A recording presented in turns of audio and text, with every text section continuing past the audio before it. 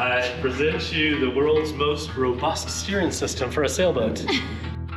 We're right back at it after flipping the boat over the weekend. So far, this project has been all about metal fabrication. Long days of cutting, welding, grinding, and wheeling plates. But now begins the fun part. This week, I'm moving into the first system install, the steering system. It's time to get things moving, literally. I might have blown the weight budget on this one, but I reckon if you're gonna put weight into the boat, a steering system is a good place to do it.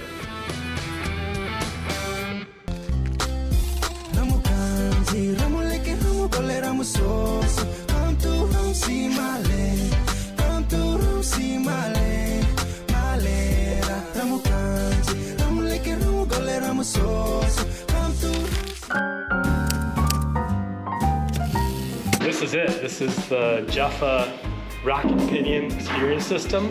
And I've seen so many shitty steering setups on boats, I decided to go all in on this one. When it comes to sailboat steering, I have two pet peeves. The first is no feedback. There's nothing worse than not feeling the balance of your sails, or having very little response when a wave slams into you and pushes your stern around. I want to feel what the boat's doing, and I want to feel the imbalance of the sails in my hands. And I want Sierra to know how the helm is supposed to feel when you're sailing well balanced. You driving the boat? Delos has great steering feedback, and we don't want to lose that. My second complaint is sloppy steering, where you can feel the play in the wheel. When I turn the wheel, even a tiny amount, I want the rudders to turn a tiny amount too, instead of just loading up loose-fitting blocks and cables. This is where the wheel would go. Mounted here, we have this very beautiful stainless steel chain that connects the helm to this piece, which then spins these tubes, connected together with these bits. So we turn the wheel, it turns these guys, da da da da da da da da da, where it turns this. You see how it turns them opposite? Turns these guys, which then turn these guys, which then pushes these lever arms, which then moves this tiller arm, which is right on the top of the rudder stock. So that's it. This is the autopilot. Look at this thing. Look at the engineering on this. You know that shitty little plastic gear system that we have on Delos? Yeah. So our autopilot is not feeling well. It's screaming. It's awful. It's being replaced with this. Wow. And like I said, we blew the weight budget on this one. This thing I think is like about 20 kilos by itself. And we're gonna put this on the starboard side of the boat. Remember, we're putting the diesel engine over there and only the electric engine over here. So we've got this whole starboard side is 280 kilos lighter. So we can add weight on this side to help balance it. And there you go. So there's no slack, there's no weird pulleys, there's no cables, there's no push-pull tubes inside of other cables. It's like a very robust and very tight steering system, and I think we'll get incredible feedback.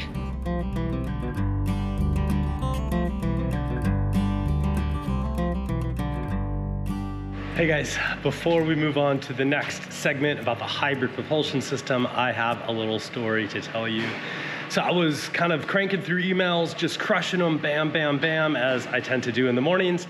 And I clicked through one. It was from like a customs clearance website, which makes a lot of sense because we're ordering a ton of stuff from overseas right now. I click on the link. It looks totally legit. I put in my contact information, my credit card information.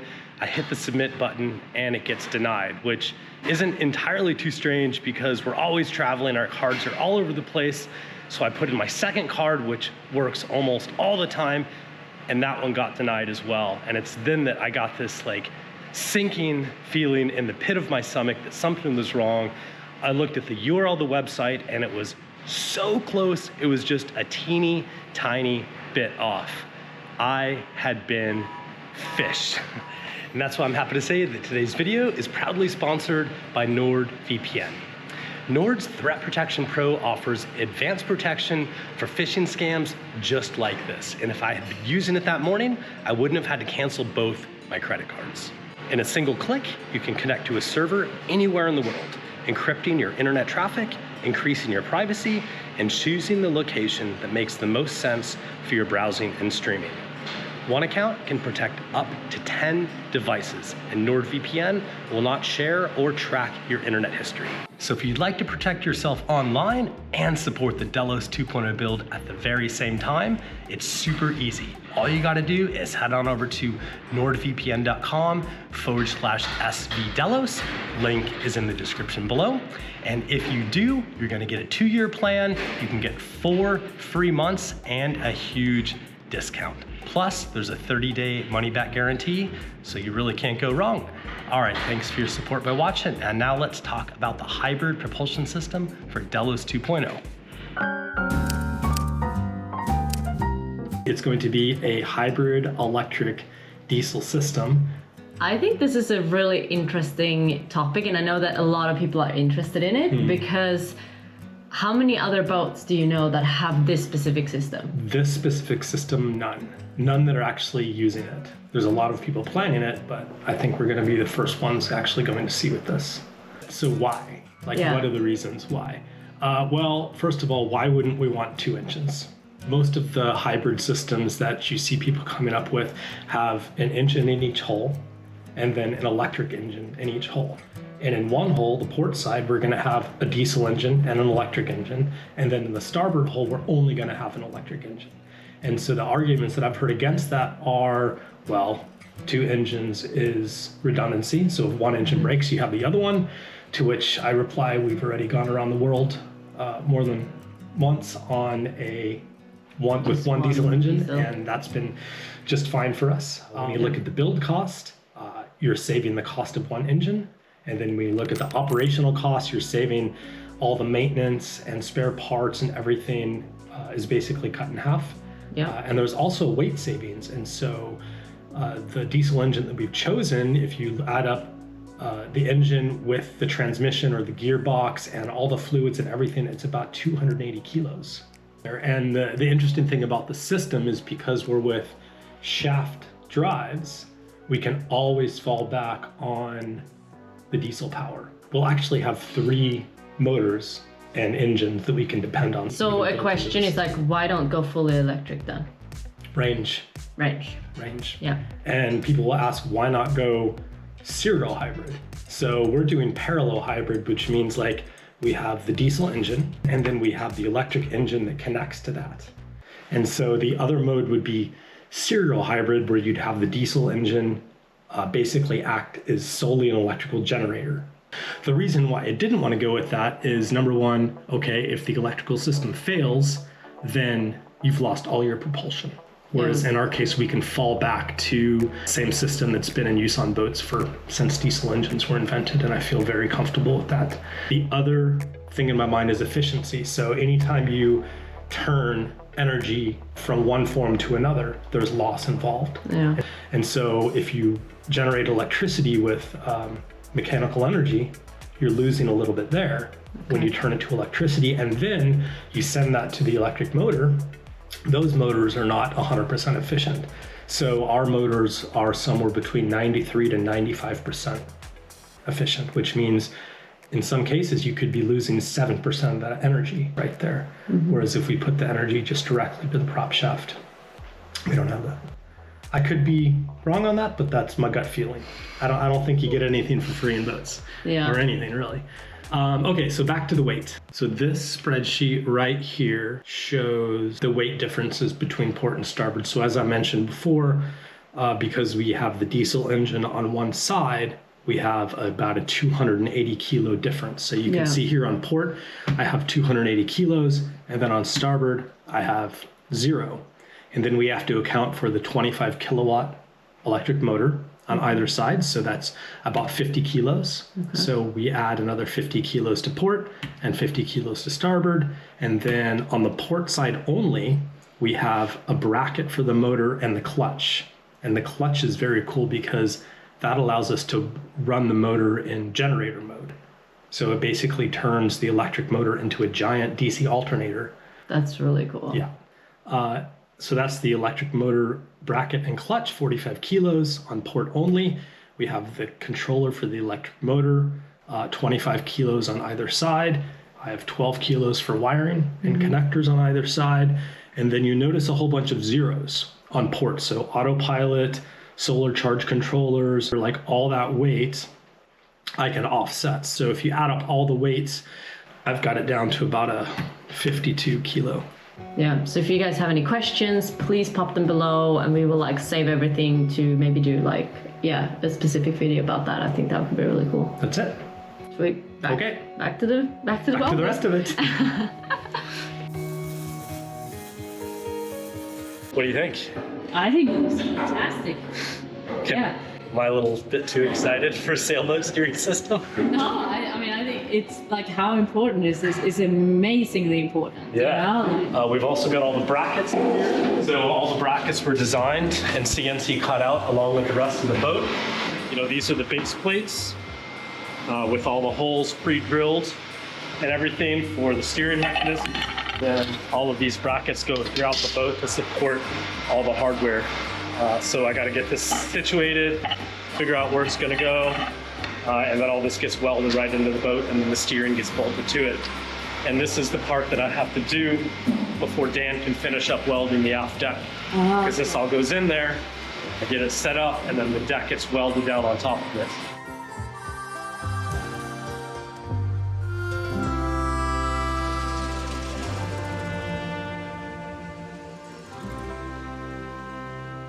This is the outside cockpit, the aft cockpit. This whole deck gets welded into place. Salon is over there, and the salon will have an interior floor, which we can put on anytime. But the floor out here in the aft lounge is kind of like plug welded for these, similar to how we did the bows. And so I need to run the steering and make sure everything fits before Dan and Kurt can weld this deck on. So this basically, you see how these holes line up?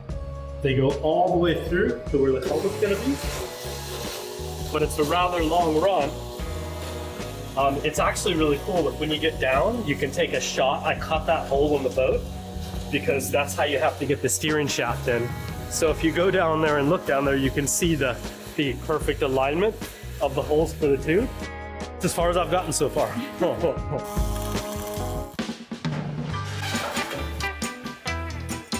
So did you design this system with Jaffa? Yeah, so I basically told Jaffa what I wanted, and then I worked with David DeVilliers to come up with the design.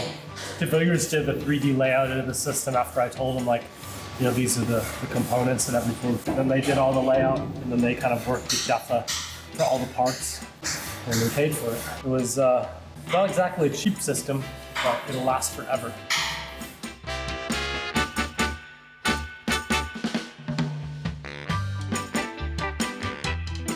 Doing aluminum and stainless steel bolts, so I have to watch out for galvanic corrosion, but similar metals. I was just thinking that when you put that there, I was like, what are those bolts? Yeah, I mean, there's stainless bolts, but you can either use a dielectric compound like Cap Gel or Duralock. There's a bunch of different ones. You can also get nylon washers too, like that. Okay. So I'm gonna try a few different things.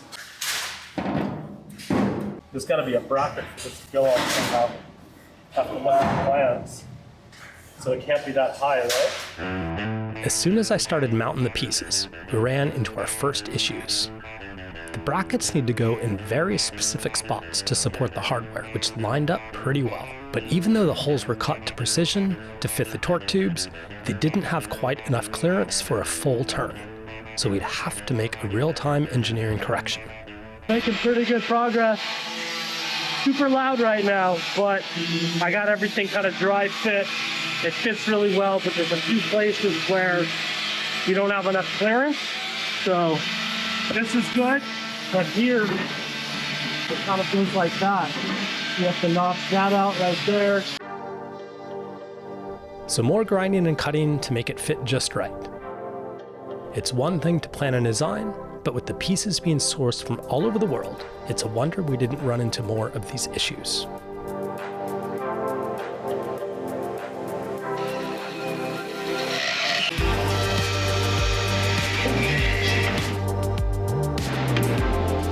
Lock it in, Eddie, eh? Yep. Work our way back.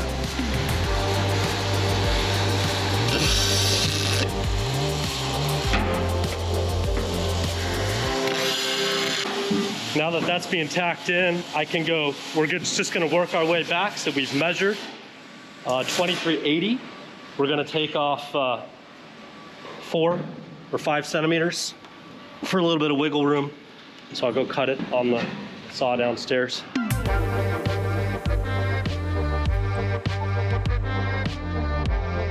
While I'm cutting the tubes to length, Dan's up on top tacking things together.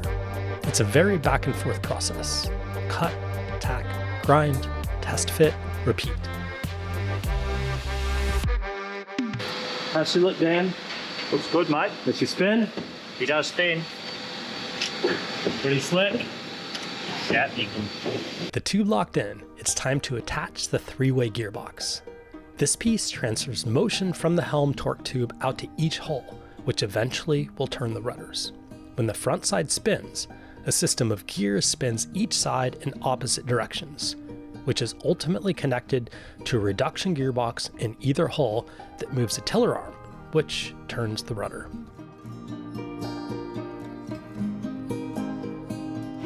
Looks pretty good. Now, We're piecing together the tubes that run to each rudder right now. Like I mentioned earlier, the brackets holding the whole system have to be welded in place first. That's why there's no room for error. Once the aft deck is welded on, it's a real pain to change it. and now the plate's coming under here. Might be a touch long. Along the lines of that. That should sit parallel with that, I would say. Yeah. Then that thing, the other box gets mounted upside Underneath, down. yeah, so just whether it's that way or that way. Right. We had to go back to the plans to see exactly how the brackets were supposed to be mounted.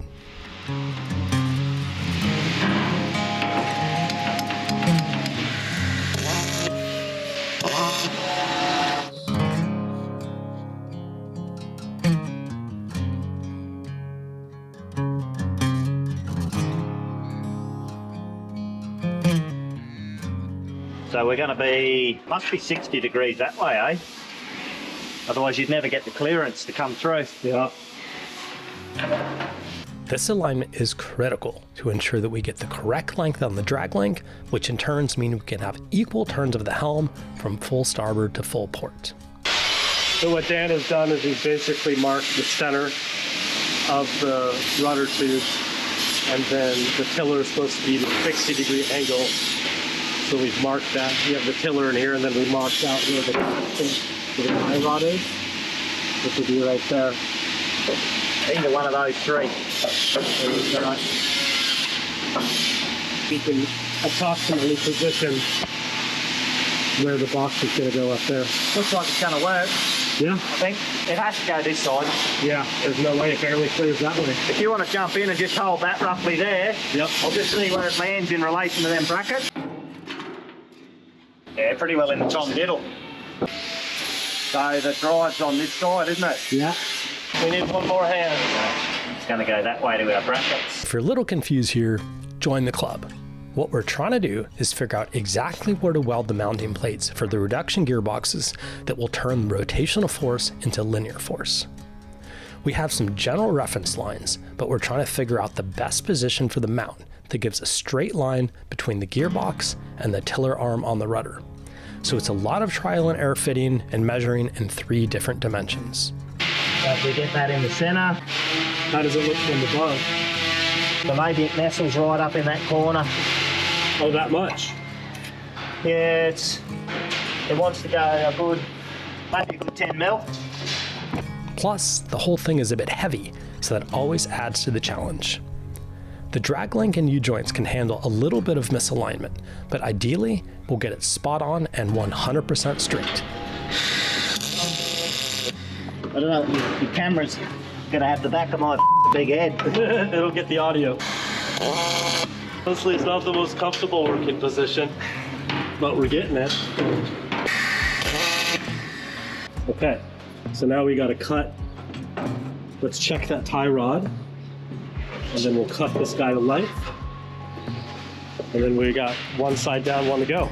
Straight on the rudder. Hope we got her. I think nailed her. What do you think, Kate? It's okay. It's okay. It's all right. It'll turn the boat. Nah.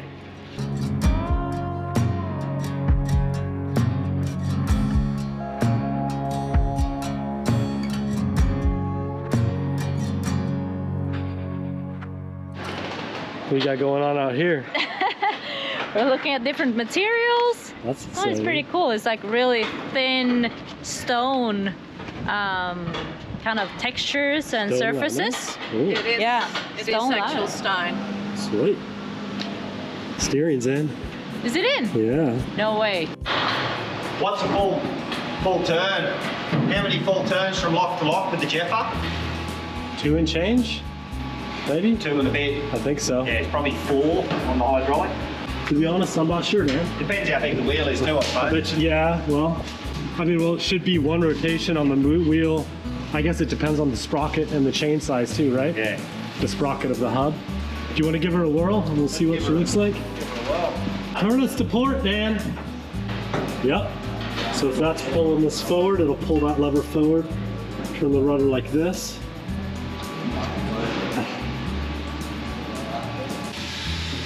Okay. Up that tie rod. All right. How about? All steered up. Steering is tacked in. Now I got to take it all apart so that Dan can fully weld everything. And then later on we'll put it all back in. How long did it take us? We worked half a day. Half a day? I think a full day. Yeah. That's not bad. Good. And it's a sweet system. Yeah. All right. So that wraps up another week of progress. Join us next week as we start to tackle the electrical system of Delos 2.0, and I continue to nerd out about how much power our new electrical backbone will be able to carry. We needed to find a way to carry a huge amount of power from the batteries to the electric propulsion systems. But that's like running 500,000 watt microwaves at the same time. 500? Wait, 50. 50. I was like, what? Should I start over? No. With metal, obviously with metal. So it's gonna be the electric and diesel in We're gonna put that in the guest hall. the gas hall. When we go to reinstall the steering system, everything's got to slide in smoothly, or we're in for a long day. That's what she said. Just kidding.